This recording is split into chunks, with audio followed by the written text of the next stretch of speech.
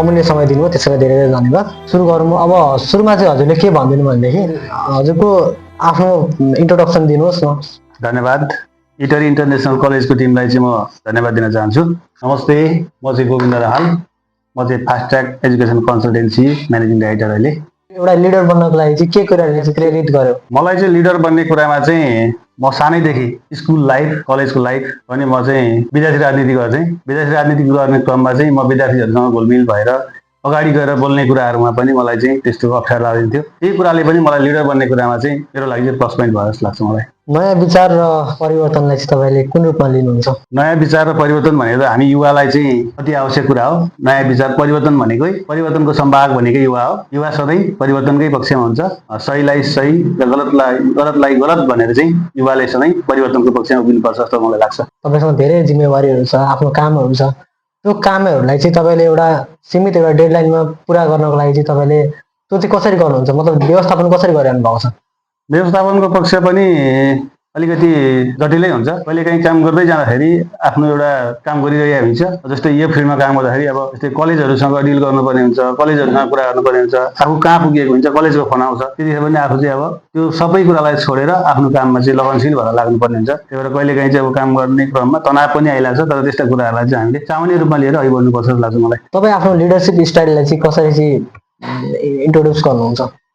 मैले गर्ने भन्दा नि मेरो लिडरसिप चाहिँ अरूले मूल्याङ्कन गर्ने कुरा हो। म आफै अब लिडर हुँ भनेर अब सबै कुरो आफैले आफ्नो मूल्याङ्कन आफूले भन्दा पनि मेरो मूल्याङ्कन चाहिँ मलाई चाहिँ अरूले गरोस् जस्तो लाग्छ क्या। लिडरसिप गर्ने क्षमता छ अरूले भनिरहँदाखेरि अब मैले अब ममा क्षमता छ भनेर म आफू भन्दिनँ, अरूले देखेको चाहिँ राम्रो जस्तो लाग्छ मलाई। तपाईँको काम देखेर, तपाईँको सोचाइ देखेर?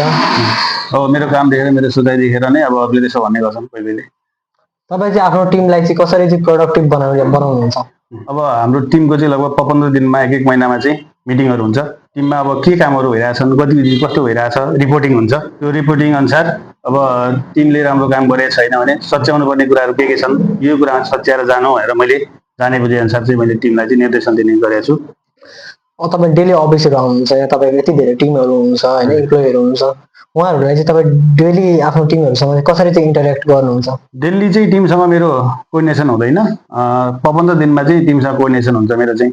कर्मचारीहरूलाई चाहिँ तपाईँमाथि ट्रस्ट गर्ने जुन एउटा इन्भाइरोमेन्ट छ, त्यो इन्भाइरोमेन्ट चाहिँ तपाईँले कसरी बिल्ड गर्नुभएको छ? ट्रस्ट भन्ने कुरा त अब एउटा संस्थाको चाहिँ अब चेयरम्यान भएर म बसिसकेपछि अब टिमले त्यसै पनि मलाई ट्रस्ट गर्नैपर्छ। किनभने ट्रस्ट भएन भने त टिम कहिले पनि अघि बढ्नै सक्दैन। एकअर्कामा ट्रस्ट गर्नै पर्छ। तपाईँको अर्गनाइजेसनमा ट्रेनिङ डेभलपमेन्टहरू चाहिँ कसरी गर्नुहुन्छ?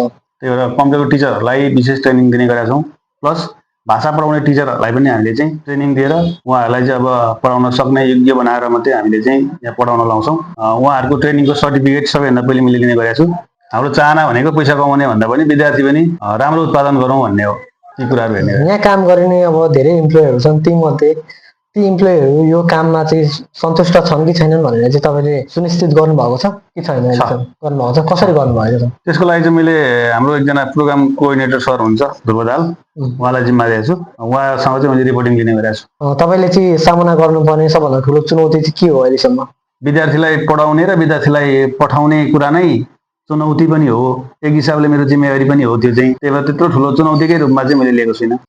यो अर्गनाइजेसनको प्रोडक्टिभिटी अथवा क्वालिटीलाई बढाउनको लागि चाहिँ तपाईँले चाहिँ कस्तो खालको स्ट्राटेजीलाई चाहिँ तपाईँले इम्प्लिमेन्ट गर्नुभएको छ? नयाँ नयाँ प्रोग्रामहरू ल्याउन खोज्दैछौँ। जस्तै अब अहिले भर्खरै हामीले ऱ्याङ्किङ गरिरहेका छौँ, अनलाइन मार्केटिङहरू गरिरहेका छौँ, फिजिकल मार्केटिङहरू गरिरहेका छौँ। अहिले तपाईँ सफलतालाई चाहिँ कसरी चाहिँ मापन गर्नुहुन्छ?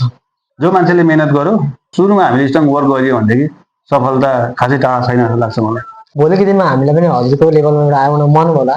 तपाईँ जस्तो बन्नको लागि चाहिँ तपाईँहरूले हामीलाई के सल्लाह दिन चाहनुहुन्छ? तपाईँहरू जहिले पनि लगनशील हुनुहोस्, मेहनती हुनुहोस्, कर्ममा विश्वास गर्नुहोस्। त्यो गर्नुभयो भने तपाईँहरू पनि अवश्य पनि तपाईँले सोचेको ठाउँमा, चाहेको ठाउँमा पुग्न सक्नुहुन्छ। हजुरले आफ्नो महत्त्वपूर्ण समयहरूलाई व्यवस्थापन गरेर हाम्रो लागि आफ्नो अमूल्य समय दिनुभयो, त्यसको लागि हजुरलाई धेरै धेरै धन्यवाद। धन्यवाद। इटरी इन्टरनेसनल कलेजको टिमलाई चाहिँ धेरै धेरै धन्यवाद। तपाईँहरूको चाहिँ उज्जवल भविष्यको कामना गर्न चाहन्छु।